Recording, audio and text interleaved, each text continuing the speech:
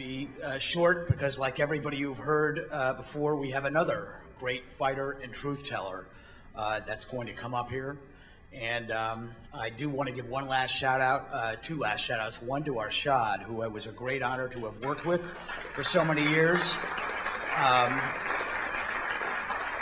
And also to our trainers from Progressive Change Campaign Committee. They're one of our allies. They do great jobs, and urge you to go to one of their trainings here or someplace else. So, so there's a lot going on. And I guess the best way for me to do this introduction is to tell a very quick story. It was the summer of 2010, and I was actually up in Burlington. I was actually at Howard's house, and we were watching the evening news, which was droning on about the last-minute drama that was going on over the Affordable Care Act and all the members of Congress that were trying to stop it, most notably one of our congressmen here, Joe Pitts. Some of you, yes. We all know him, and Democrats like Bart Stupak.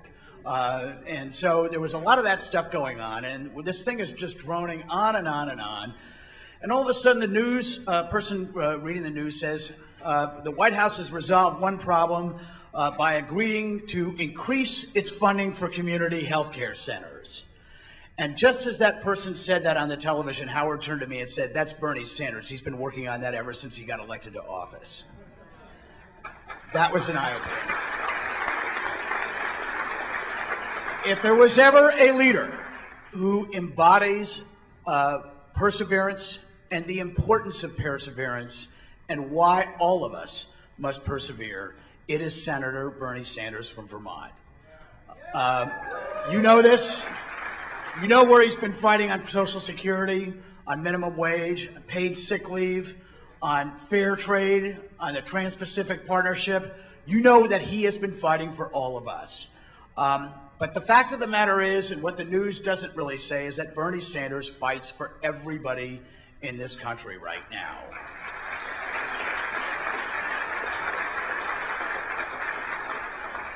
And it might be true that folks, even in the large corporate boardrooms, don't know that and get angry at Bernie, but their kids will thank Bernie for this later, for the world that he has fought so hard to make for all of us. So I am so absolutely thrilled that he's here in Pennsylvania because, you know, we're in Vermont at DFA, and so we kind of get to hear a lot about Bernie, which is really cool. I am so happy that he is bringing his fight to every place in this country.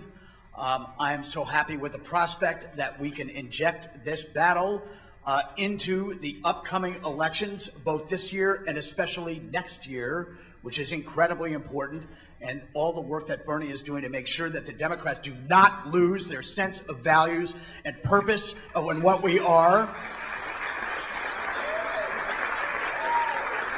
So, with that, we better get over to the real deal right now. So please give it up for Senator Bernie Sanders. Thank you.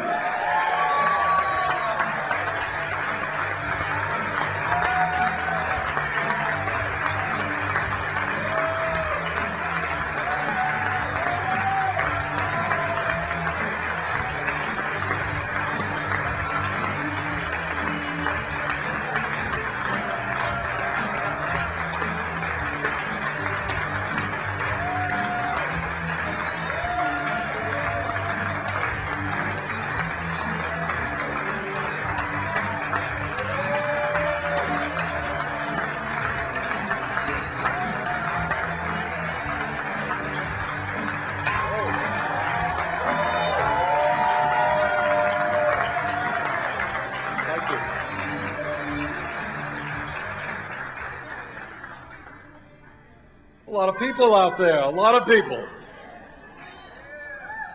Well, let me begin by thanking Progressive Summit here in Pennsylvania for inviting me, and thanking my fellow Vermonter, Jim Dean, for that very generous introduction and for all of the great work that Jim and DFA does. And let me thank all of the folks up here and all of you, because in each one of you in your own way is standing up and fighting for democracy, is fighting to demand that we radically change the political system in America. And I thank you all very much for what you're doing.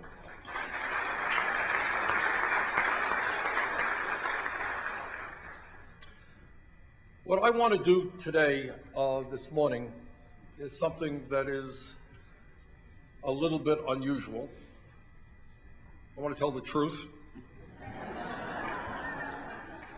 And I also want to talk about politics in a way that, sadly, I think as a nation, we are losing. I am afraid that for many of the media, what politics is about is a game, not really different than a Super Bowl game, and there is incredible attention paid to the process, to the campaign, to the polling, to what candidates wear or dumb things they say, rather than focusing on the very, very serious issues facing our country. Because at the end of the day, what is politics? What politics, serious politics, is about, which is what you are about, is having the courage to take a hard look at the problems facing our country, have honest debates about those issues, understand that in a democracy, not everybody agrees. That's a good thing. But have a serious debate about issues, not gossip, not personality, and then figure out where we go as a nation and as a world. That's what we have got to do.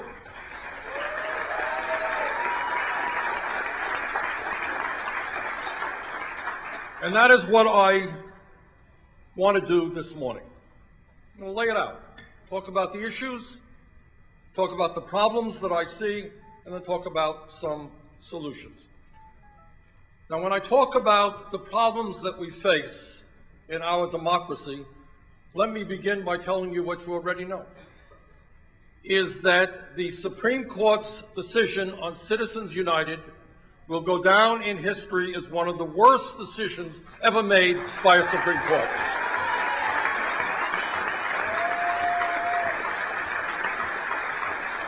And by a 5-4 vote, what the Supreme Court did is undermining the very foundations of American democracy. I, till a couple of months ago, was chairman of the Veterans Committee in the Senate, and I have talked throughout Vermont and throughout this country to many, many thousands of veterans who have put their lives on the line to defend this country. And it saddens me very much to know that their sacrifice is today a political situation where billionaires who not only own the economy are now prepared to buy the United States government, and we must not allow that to happen.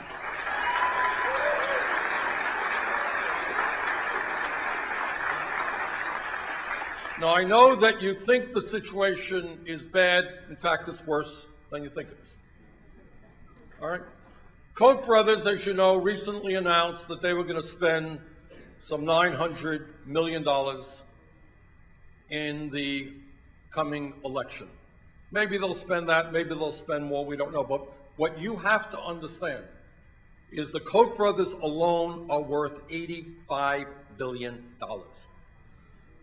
2 years ago, I don't know the latest numbers, their wealth went up by $12 billion in 1 year. So for them to spend $1 billion or $2 billion or $3 billion is like you to spend $100. It doesn't matter. Their resources are literally unlimited.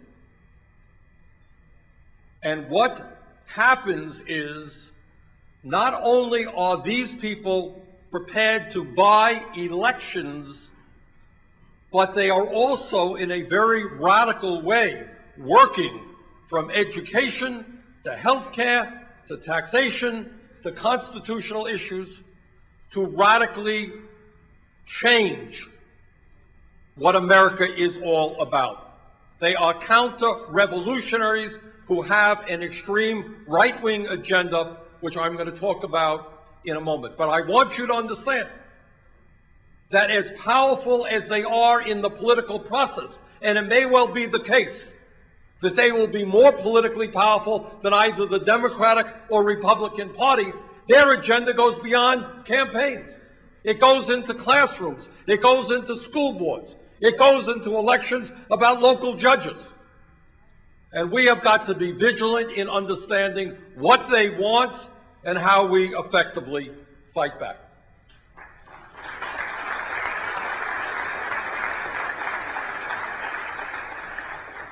The other point that I want to make early on is that I understand completely that a whole lot of people are discouraged and demoralized. I understand that. But what I want to tell you, and you know this, is that where we are as a country and the problems that we face were made by human decisions. Weren't made by God or by anybody else. They were made by human beings. And the bad decisions that were made by human beings can be replaced by good decisions by human beings. We can, in fact, address the problems that we face. We can do it. Now, let me talk a little bit about some of the issues that I see in front of me. When we talk about economics, let's go over a few points. Number one, is the economy of the United States of America better today than it was 6 years ago? And the answer is absolutely and positively. When Obama became president, we were losing 800,000 jobs a month. And some of our Republican colleagues and some of us say, well, you know, we're growing 250,000 jobs a month now, not enough. But let me tell you, growing 250,000 jobs, hell of a lot better than losing 800,000 jobs.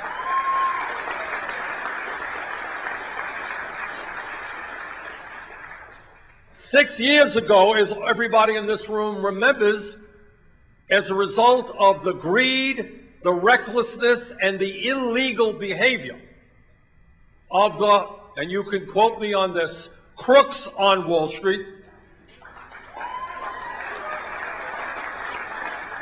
this country and the world was plunged into the worst economic crisis since the Great Depression of the 1930s. There was some question, according to economists, in fact, whether the financial system would be able to continue. That's how bad it was. Well, right now, as you all know, Wall Street is doing very well, maybe too well, but we are surely not in a financial crisis the likes of which we saw 6 years ago.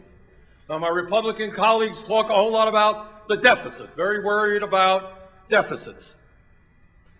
Maybe they shouldn't have voted for the war in Iraq if they were so worried about the deficit, but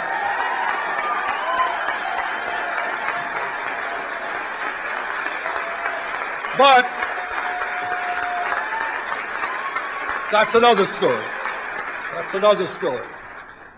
But when Bush left office, the great deficit hawks left us a $1.4 trillion deficit, the largest in the history of America, and we have reduced that deficit by 2/3 in the last 6 years.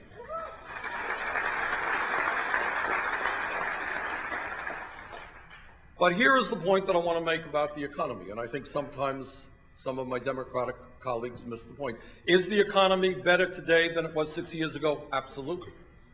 But anyone who thinks that this economy today is anywhere near where it should be is terribly mistaken.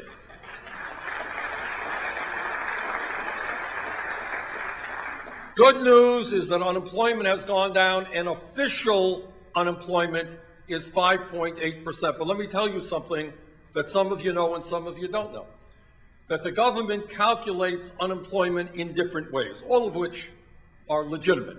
What media picks up is on the official unemployment rate, which is now about 5.7, 5.8%. But there is another analysis done by the Bureau of Labor Statistics, which looks at people who have no jobs, but also people who have given up looking for work, and people who are working part-time when they want to work full-time. That's a serious problem because many of the new jobs being created are part-time jobs. And when you look at that number, real unemployment in this country today is 11.5%, not 5.8%. even more frightening is youth unemployment, which we do not talk about at all. You know, it talks about it, the Pope talks about it. But in this country, I hear very little discussion in Congress about this serious crisis. Youth unemployment in America today is close to 18%. We talk a lot about Ferguson, as we should, but we don't talk about the fact that African American youth unemployment is 30%. Point being is, yes, we can take pride that we have made progress in the last 6 years, but nobody should be satisfied with where we are today in terms of the economy. Today in America, and again, we don't talk much about this, we have 45 million Americans living in poverty.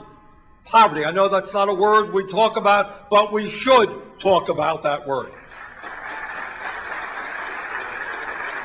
And that is more people living in poverty than almost any time in the history of our country.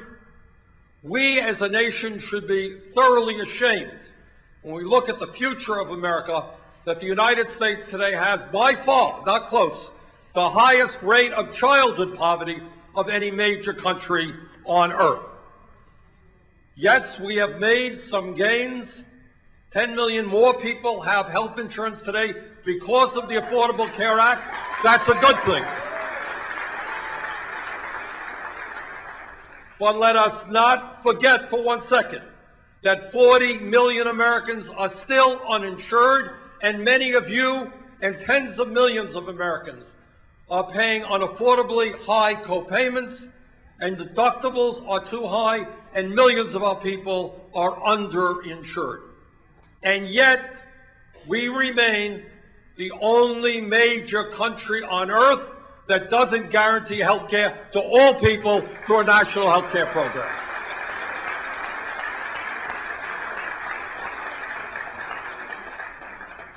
Now, when we talk about the economy, I think what we have to understand is that in recent years, there has been, as you all know, an explosion in technology. And it's not only iPhones and iPads, and it deals with robotics in factories, it deals with space-age technology. And the bottom line of that explosion in technology is that virtually every worker in America is much more productive than that same worker would have been 20 or 30 years ago.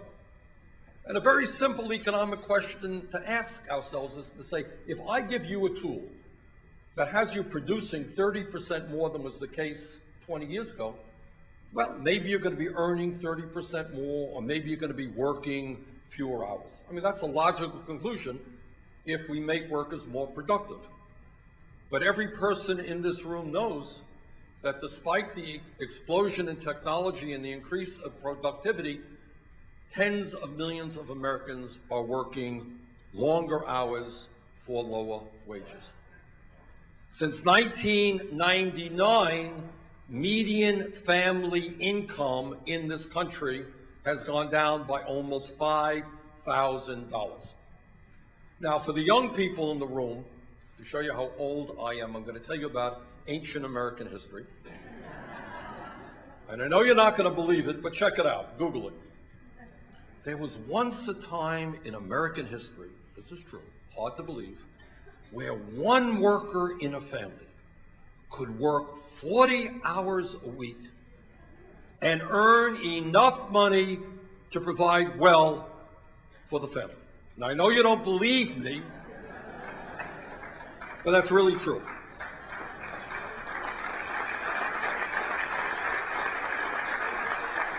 So how does it happen? And these are the issues we have got to be thinking about. But how does it happen now in America? You have 70, 80% of women in the workforce. You have men in the workforce. You have people not working 40 hours a week. In Jim's state, in my state, in the state of Vermont, in a rural state, you got huge numbers of people. They don't work one job. They're working 2 jobs, 3 jobs. Talked to a woman a few months ago, literally working 5 jobs, trying to cobble together an income and some health insurance. How did it happen? that where one worker could make enough money to take care of the family, we now have two workers working incredibly long hours. Those are the kinds of issues we need to be discussing and debating. And then when you talk about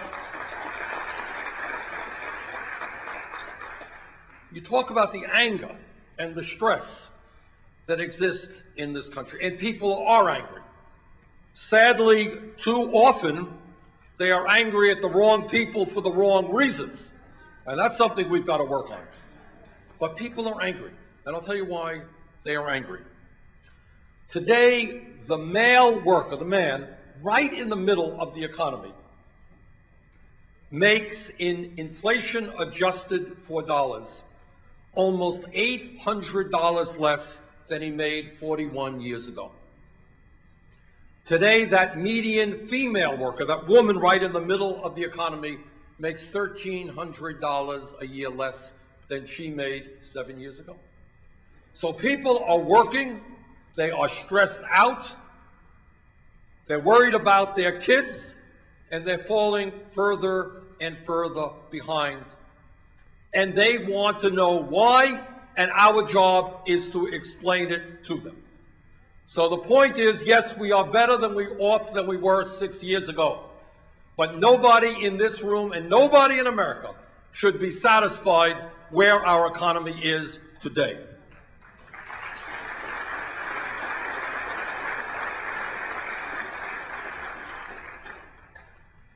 Now, at the same time as the middle class continues to disappear, at the same time as we have more people living in poverty than almost any time in American history, there is another phenomenon going on. And this, I think, also rankles the American people. It hurts the American people because it's not what America is supposed to be about. So while the middle class shrinks, the people on top have literally never had it so good, and corporate profits today are at an all-time high. So I think what people understand is if a tornado hits a community, if a flood hits a community and everybody gets hurt, it is understandable. All right, we're all in this together. How do we rebuild? But what's going on in the economy today is tens of millions of people are being devastated, and yet people on top are doing better than they have ever done before. Today, in terms of distribution of wealth, this country has more inequality than at any time since 1929, and you all know what happened during that year, and that's not coincidental. Today, the top 1/10 of 1%, 1/10 of 1% owns more wealth than the bottom 90%. Today in America, the Walton family of Walmart, one family, owns more wealth than the bottom 40% of American people. One family. Today, in terms of income, that's wealth, in terms of income, what we made last year, since the Wall Street crash of 2008, 99% of all new income generated goes to the top 1%. Today, you have a situation where just last year, 25 hedge fund managers earned more income than 425,000 public school teachers. In other words, while the middle class shrinks, while elderly people make decisions in Vermont and around this country about whether or not they're going to heat their homes in the winter, buy the food they need, buy the medicine they need, those are the decisions they are making. People on top are doing phenomenally well. And this issue of income and wealth inequality is, to me, the major moral issue, the major economic issue, and the major political issue of our time.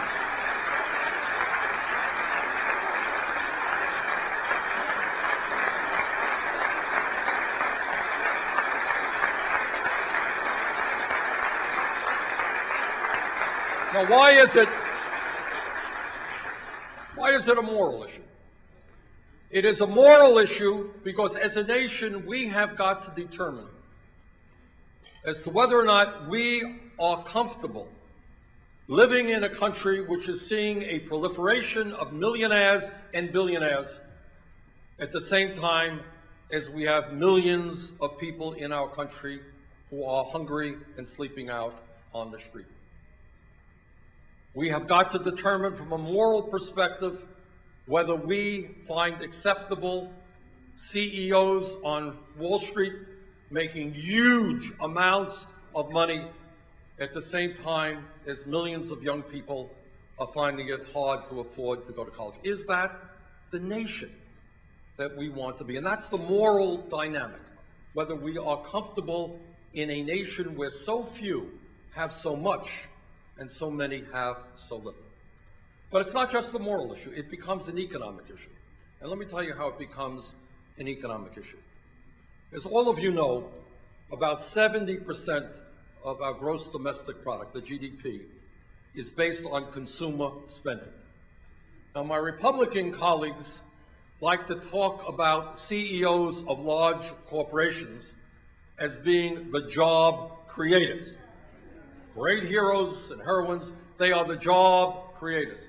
Well, they are dead wrong. Do you know who is the job creators? You are the job creators. The working families of America are the job creators. The bottom line is that you cannot create jobs and have a strong economy unless the vast middle class has the revenue, has the income, has the wages to go out and spend and buy products and buy services. And if working people do not have disposable income, they're not spending money. If they're not spending money, we are not creating jobs. So if you want to rebuild our economy, our job is to create policies which put money into the hands of working people.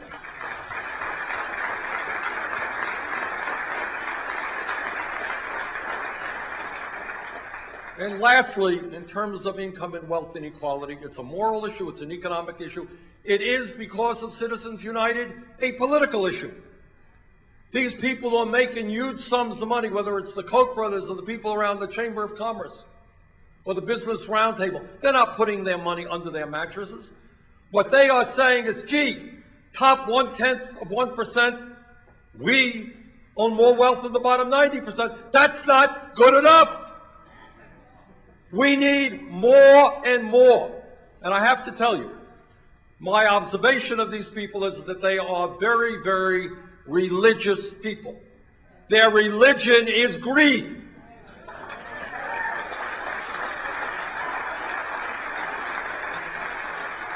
Now, one might think, using the Koch brothers as an example, that if you were worth $85 billion, that might be enough to get you by for the next couple of years.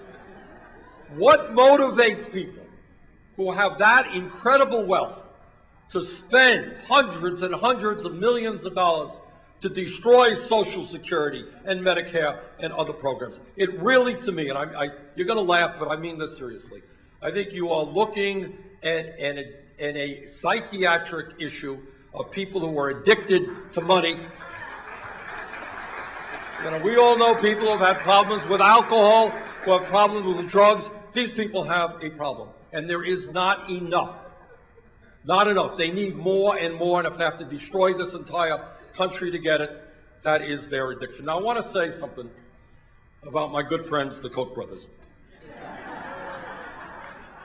who no doubt are going to significantly fund my campaign. The media, you know, we know the Koch brothers, and the media talks about the Koch brothers, and they're referred to as conservatives, or interesting people, or small government people. Well, we have had a very, very hard job getting out through the mainstream media. In fact, we have not succeeded. And that's a whole other story itself. Is who are the Koch brothers? What do they stand for? Now, you would think that if arguably the most important political force in America trying to buy elections, one would ask the simple question, what do they want? Who are they? So let me tell you a little bit about them, because it is important to understand this. If you were to ask me what the most significant political development in the last 30 or 40 years is, this is what I would tell you. I would tell you that 40 years ago, we had two political parties, major political parties, Democrats, Republicans. The Republican Party was what we would call a center-right party, a conservative party. In my state of Vermont, they were not so right-wing. We had people who, Republican governors and senators who actually believed in the environment, believed in women's rights and so forth. But more or less, you had a center-right party. Dwight D. Eisenhower comes to mind. Over the last 40 years, what has happened to that party, it has moved from being a center-right party to being a right-wing extremist party. And that is, to my mind, one of the most significant political developments in recent years. And the Democratic Party, which under Roosevelt, under Truman, was considered to be the party of the American working class, a center-left party, has, as a result of corporate influence, become more of a centrist party rather than a party of American workers. That's the reality. Whole shift to the right. Now, how did that happen? What I want to do now is just to take one moment to tell you what you may not know. And that is, back in 1980, David Koch ran for vice president of the United States on the Libertarian Party, okay? And he didn't do well. That party only got 1% of the vote. And their platform at that point in 1980 was really thought to be kind of kooky and kind of fringy and kind of crazy. The frightening development of the Koch brothers over the last 35 years is what then was considered to be crazy is now mainstream Republican. Now I want to read you a little bit of the platform that David Koch ran on 35 years ago, where he got 1% of the vote. And you tell me where those ideas are today. First issue, in terms of, and I'm going to read exactly from their platform, word for word. Quote, David Koch, 1980 Libertarian Party platform. We urge the repeal of federal campaign finance laws and the immediate abolition of the despotic Federal Election Commission, end of quote. You know where we are today? For the Republican leadership, by the way, Citizens United did not go far enough. You all understand that? Citizens United forces the Koch brothers to put independent expenditures out there. They can't give millions directly to a candidate. The leadership of the Republican Party now is on record. They want all of that gone, all campaign finance restrictions gone. They want to be in a position, and they're moving that direction, where the Koch brothers and other billionaires could sit in a room like this and say, you want to run for the Senate from Colorado? Here's your check directly for $50 million. There's your campaign manager. There's your media person. There's your speechwriter. You work for me. That is where they are moving right now. And again, for them, spending a few $1 billion on an election is not significant because their money supply is endless. That's what they talked about 35 years ago. That's where they are moving today. Quote, another plank. We favor the abolition of Medicare and Medicaid programs. Not cuts to those programs, the abolition. Federal government should not be involved in health care. Well, where are we today? You all know that the Ryan budget of last year, where the Republicans are moving, it's not just cutting Medicare, it's ending Medicare as we know it, converting it into a voucher program. In terms of Medicaid, they want to block grant it, give it to the states, make massive cuts in Medicaid for some of the most desperate people in this country who need that health insurance program. Quote, we favor the repeal of the fraudulent, virtually bankrupt, and increasingly oppressive Social Security system. All right? And you're seeing that fight right now on Wednesday. I'm the ranking member of the Budget Committee. We're going to have a hearing on the disability program. What the Republicans are now trying to do is to cut Social Security. And we're going to do everything we can, not only to stop them, we're going to expand Social Security benefits.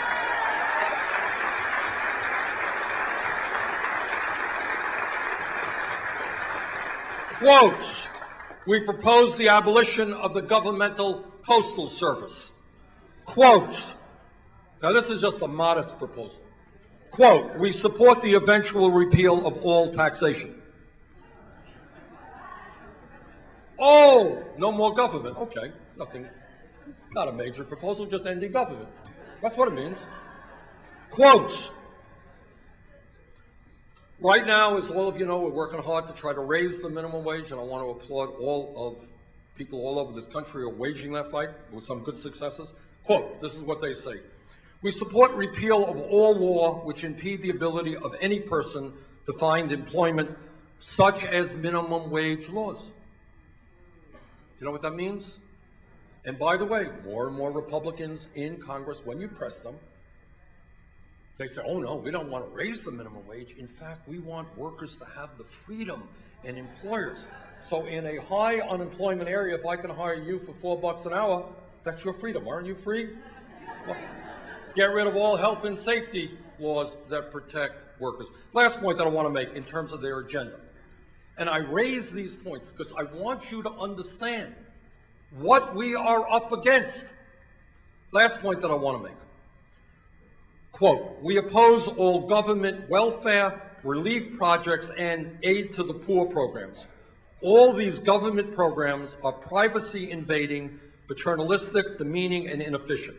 The proper source of help for such persons is the voluntary efforts of private groups and individuals. What does that mean? It means the end of food stamps, the end of all nutrition programs, the end of Head Start, the end of Pell Grants, the end of virtually every federal program that has been developed over the last 80 years to protect the needs of working families, low-income people, and working people. That's what it means. So there, when they talk about freedom, what they are essentially talking about is repealing, not modifying, repealing every major piece of legislation passed in the last 80 years to protect the elderly, the children, the sick, the poor, and working families. That is their agenda. And you know what? This is 1980. They haven't changed their agenda. And every day in Washington, we see their dream, their vision of America becoming closer and closer to fulfillment. They want to take us back. You know, what has been the struggle over the last 80 years since FDR was president? What the struggle was about was a fight for rights, to say to a worker, you know what? You have the right to join a union, legally protected right.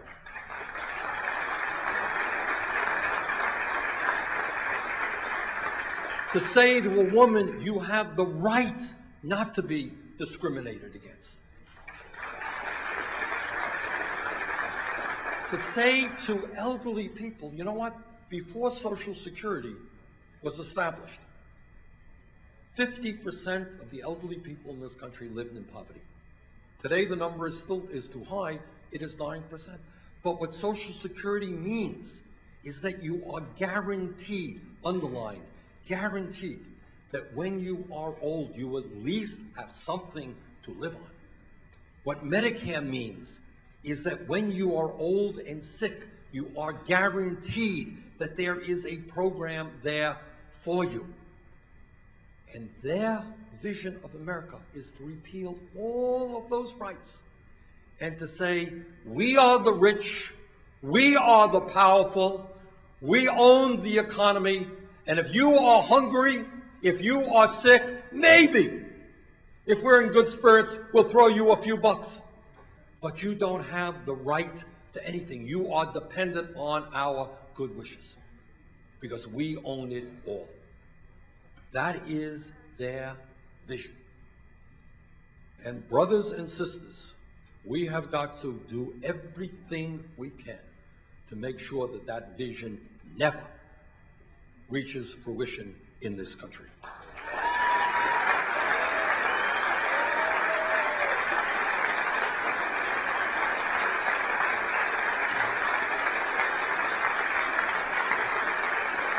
Now, I wanted to lay that out. I wanted to lay it out because I want you to know what's going on. You know, people say, well, you know, in Washington, why don't there's dead gridlock and why don't these people get along? This is the propelling agenda of the leadership of the Republican Party. Now, I'm not saying they're going to say all this stuff today, and they're much smarter than just laying it out, but that is where they are intending to go. That's what the stakes are. There was a time, you know, when progressives and conservatives, all right, how much are we going to put into education? We disagree. That's not where it's headed. There is a philosophical war being waged against the middle class and working families. Now, that is their agenda. What I want to do for a moment, and somebody yank me if I'm going on too long here. All right. All right. He said, please continue, so all right, I'm going to take him back. All right. I want to talk about our need for a progressive agenda because I want to tell you something that is in fact very good news. And it's not just me, it's every poll that I have seen. And here's the good news. On every major issue facing this country, the American people overwhelmingly agree with our views. That's the fact. Now, the problem is that you have, as you saw in the last election, you have 4 states where in even conservative states, people voted to raise the minimum wage, and at the same election voted for people who did not want to raise the minimum wage. And those are the kinds of political issues that we have got to think through. But I want to give you an idea of what I believe an agenda for America is about. First of all, every poll that's out there, they say to the American people, what's on your mind most? You know what they talk about is jobs and income. That's what they talk about. I just introduced last week a bill that would allocate $1 trillion over a 5-year period to rebuild our crumbling infrastructure.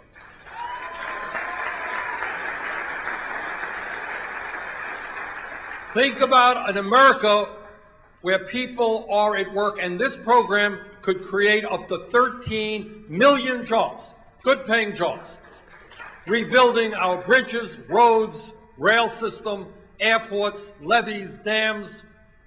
Think of what America would look like when people are out there, when instead of running over potholes, we have state-of-the-art infrastructure. We have a rail system competitive with Japan or Europe or even China. Think about an America moving forward and not collapsing.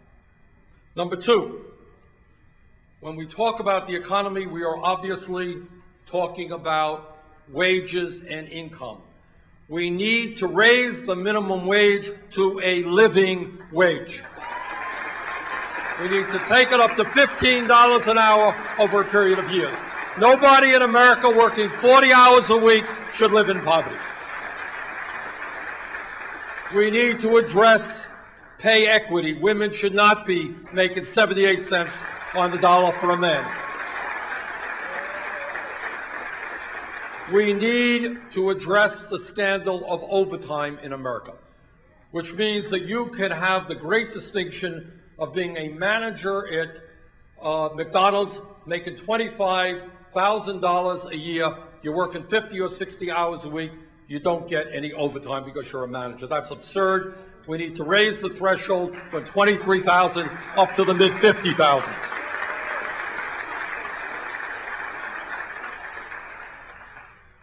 We need to end our disastrous trade policies.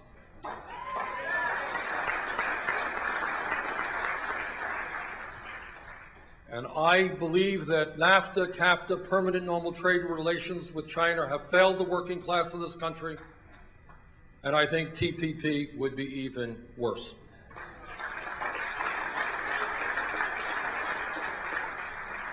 We need to do what many countries around the world are doing, and that is making college affordable or free for all of our people.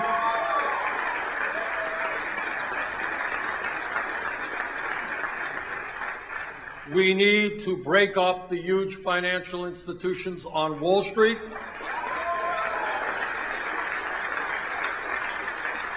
We need to move toward a single-payer Medicare for all healthcare system.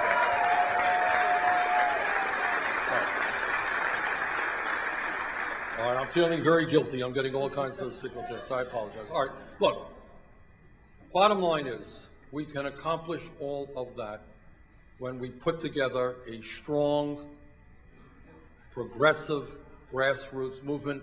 That is what you are doing, and I thank you very much for that. Look forward to working with you. Thank you.